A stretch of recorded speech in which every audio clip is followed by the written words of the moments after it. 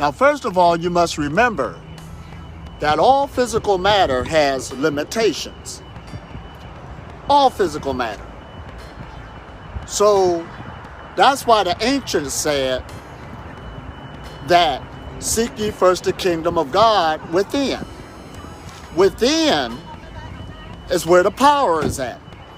Like today, that we should really focus on, coming into unity and alignment. Like some of the stuff that we see happening in the reality right now and what's really going on have only one solution: unity. And so if we keep creating more categories and components to say why a person cannot be accepted as even being a human being, or accepted as someone that we should love or care about or think about or try to find solutions for, we're not actually going in the direction of actually finding any real solutions to what's actually taking place in our reality. And here's just the thing about this and how this is paradoxically designed, meaning that there's multiple parallels of reality going on here. If you figure this out for yourself, you will be the one that goes into a level of existence where everything around you benefits from what you've discovered. So in your self-discovery, if you figure out that all is self, you will unlock a reality of awareness of all is self. But that doesn't mean even a person next door, even a person right next to you that has not unlocked that stage of awareness, which is a gift, to be given a key to unlock that, will have that experience. And that's what, again, is the paradoxical aspect of the reality. That's why it makes it solo. That's the I-ness side of things, something that you need to achieve. And collective, something that you would want to discover and then give to others so that they begin to benefit from it in the co-creation. But it feels like your thoughts are running away from you and you have no control over them. Well, one thing that you have to understand is that the mind and the body are intricately connected. Thoughts are going to happen whether you want them to or not. Anyone who's a beginner at meditation or experienced with meditation will tell you, you can't stop your thoughts. You can't silence them. It just doesn't work that way. Thoughts are going to continue to populate. And here's why. Your body is an instrument. The whole body is an organ. It's a sensory organ for the mind. Okay? The mind experiences life through the body. So every part of your body is a sensory organ.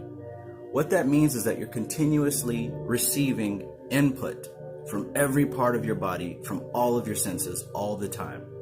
There's somebody cutting grass outside. That's input for my ears. There's smoke, there's lights, that's input from my eyes. There's smell, input from my nose. Aside from the 5 senses, there's also input going on in the background, my reactions to these things, the definitions that I've put upon these things, right? When I smell this smell, it triggers memories in my head. When I hear this music, when I see these lights, it triggers memories in my head. There's so many processes of input going on. And it's commonly known that we filter out most of the input and only focus on the matter at hand, if you're lucky, at best. But what's going on is these stimulations of body are causing thoughts to happen. This is why you can't stop your thoughts, because your body is continuously picking up data, information, and it's continuously triggering thoughts. So this mind-body connection forms a loop where body stimulation causes mental reaction, and then mental reaction causes action of the body. So you've got this cycle that continues. Your body's picking up senses, your mind is triggering memories and thoughts, making judgments on them. Then your thoughts begin, whatever thoughts you focus on, begin to create actions of the body. And anyone who's not aware of this cycle continues to perpetuate this cycle without their consent, without their control. Now you take that and you add the fact that with media, with cell phones and television and radio, there is a purposeful effort to steer your attention in certain directions, mostly to buy products. So you've got all this input, all this subliminal messaging going on, pushing your attention here and there and everywhere.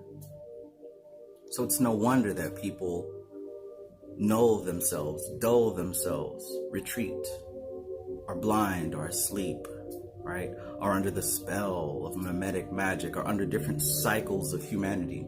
When I say cycles of humanity, I mean these loops, these behavioral and thought loops that we keep ourselves locked in because they're comfortable, because repetition runs the subconscious mind. See, the way this all works is the subconscious mind is the generator of your reality. What you put in the subconscious mind and what you reinforce in the subconscious mind, it will produce that thing. So if you're not in control of your thoughts and your actions, whoever's in control of causing you to be triggered is implanting these thoughts into your subconscious mind, and the subconscious mind ruminates on these things, and it provides opportunities and scenarios to manifest these things that you're receiving. This is why awareness is key. That's how it works. It could be confusing for those who don't have a strong grip on both aspects or the both hemispheres of their consciousness. Confusing in itself actually means that someone who is not able to fuse both aspects or bring both aspects of things together in order to create a new level of synthesis. So be the referee. You're in there with black and white, grab your whistle. Anytime that there's some type of conflict, blow it. Throw a flag. Foul on the play. This is about us getting to us, the whole thing, getting into another state. So if you're just considering your mind, if you're just considering your soul, or you're just considering your body, that doesn't make up us. You have to actually consider all of these things that you've been given, and you should look as a governor, like you're the king, Kahin, over your own consciousness. So you should basically be looking at creating mediation between all of these lands and making all the citizens of these lands, which are, of course, are the bacterias, the thought forms, etc., you bringing them all into a stage of harmony. Last thing. If there's anything you walked away from this conversation with, I want you to walk away with this specifically. Remember, all of this is energy, okay? It's all energy. So even when you get into conflicts or you experience something in your life that there was a lot of energy transferred at that moment, remember that energy is trying to do the same thing all energy tries to do. Survive. Okay? I want you to realize this. When you get into a situation and there's strong energetic signatures being used, this could be arguments, this could be anything. Joy, that's the one we were talking about earlier. Find those joy reference points. But even the arguments and things, they are energies and they want to survive. So how do you think an argumentative energy can survive other than by continuously reminding you of it?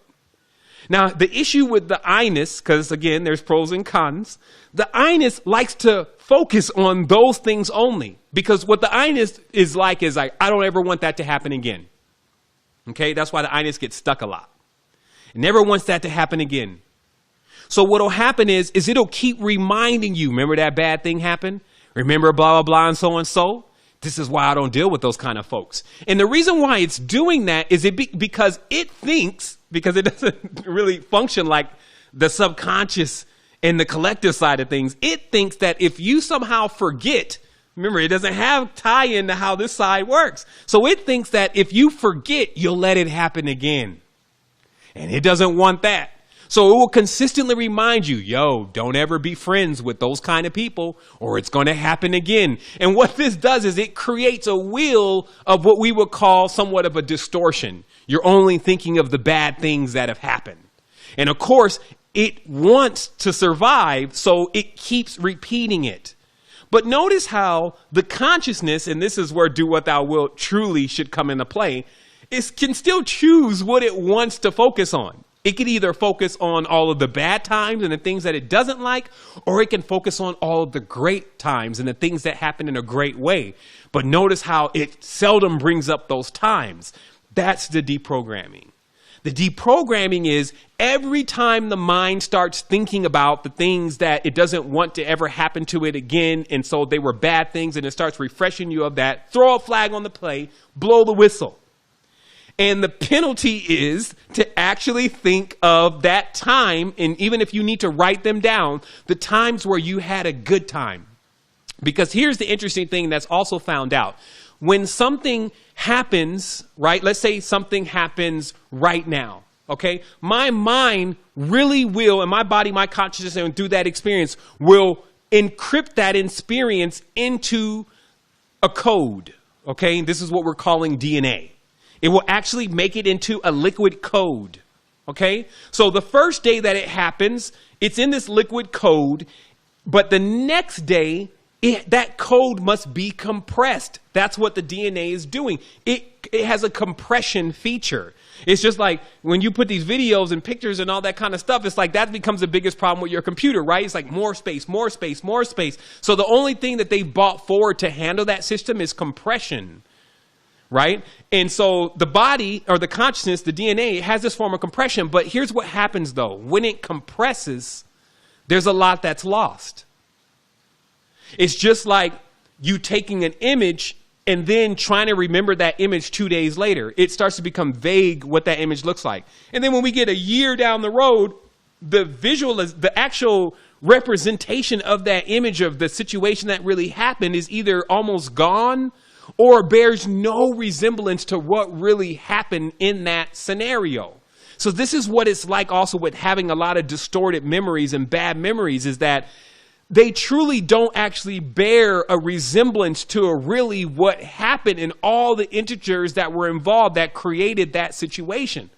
The only thing they have is fear. I don't want to ever do that again. I never want to let that happen again.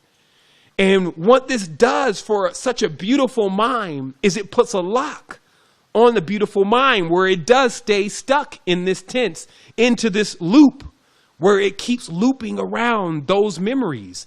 And the only way to break yourself out is to go into the stronger codes, because you'll notice that those times that you had that were great times, they're almost as clear as if you were recalling them the day you experienced them as you start to sit in them. And that's why I'm saying it's a meditative technique. You can do this before bed. Start thinking about the great times that you've had and then blow it up in your mind's eye like an IMAX scene. And then experience it all in that moment and keep repeating it back to yourself and watch how the body starts energetically responding to that moment as you keep playing that back. So this kind of technique, this is the techniques of masters. This is how you get true control of your consciousness, because of course, the one who is actually in the stage where they're constantly attracted by life and excited about what's going on, those are the people that actually get and manifest the things that they want and get those around them to assist them with what they're doing. Not people that are just running around like Eeyores and emos and into the I-ness and selfish and all this kind of stuff and complaining all the time. And then they expect to get something happening that way. You can't do it by yourself. And this is what I mean by left of bang. Bang is the moment that you become triggered, whether it's an emotional thing, whether it's a memory, whatever piece of input stimulates particular thoughts. That's bang. What awareness is being able to be in the moment and to recognize when that trigger happens, and instead of blindly following the impulse of the body or the mind, you use awareness to analyze what's going on.